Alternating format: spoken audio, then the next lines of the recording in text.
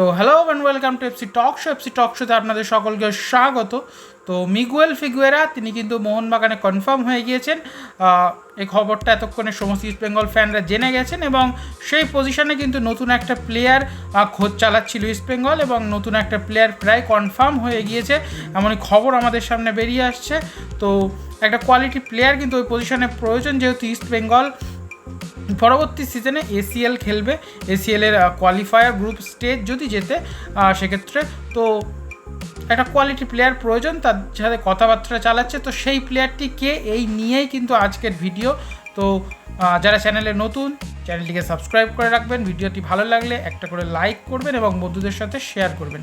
তো প্লেয়ারটি 33 বছর বয়সী স্প্যানিশ অ্যাটাকিং মিডফিল্ডার। যেহেতু মিগুয়েলের পজিশনটাতে তো অ্যাটাকিং মিডফিল্ডারই প্রয়োজন। অ্যাটাকিং মিডফিল্ডের পাশাপাশি সেন্ট্রাল মিডফিল্ড এবং লেফট উইং পজিশনেও খেলতে পারে এবং একটা মাল্টি ফাংশনাল প্লেয়ার। অবশ্যই কোচ কনফার্ম হয়নি এখনও, তবে কোচ কনফার্ম হওয়ার পরেই কিন্তু সাইনিংটা কমপ্লিট হবে। পেপার ওয়ার্ক প্রায় রেডি হয়ে গিয়েছে, কোচ কনফার্ম হলেই কিন্তু এই প্লেয়ারটি সই হয়ে যাবে। তো প্লেয়ারটি আর কেউ নয়, 33 বছর বয়সে স্প্যানিশ অ্যাটাকিং মিডফিল্ডার। পাঞ্জাব এফসির লাস্ট সিজনে তিনি পাঞ্জাব এফসিতে খেলেছিলেন। ড্যানি রামিরেস 13টা ম্যাচে কিন্তু তার 4টে গোল, 2টো অ্যাসিস্ট আছে। তো খুব একটা ভালো স্ট্যাট না হলে পাঞ্জাব এফসির দলে কিন্তু তিনি যথেষ্ট ভালো ফুটবল খেলেছিলেন। মোহনবাগানের সদ্য সই হওয়া সামির জেলকোভিচের সাথে কিন্তু তার পেয়ারিংটা লাস্ট সিজনে নজর কেড়েছিল প্রত্যেকটা ম্যানেজারেরই।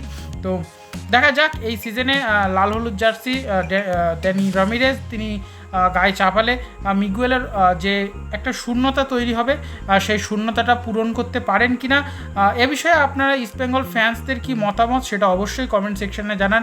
এই ড্যানি রামিরেস তিনি কি মিগুয়েলের যে অভাব সেটা পূরণ করতে পারবেন, নাকি তিনি অন্যভাবে একটা নতুনভাবে কিন্তু ইস্ট বেঙ্গলের অ্যাটাকিং মিডফিল্ড পজিশনটাকে তুলে ধরবেন, সেটা অবশ্যই কমেন্ট সেকশনে জানাতে ভুলবেন না।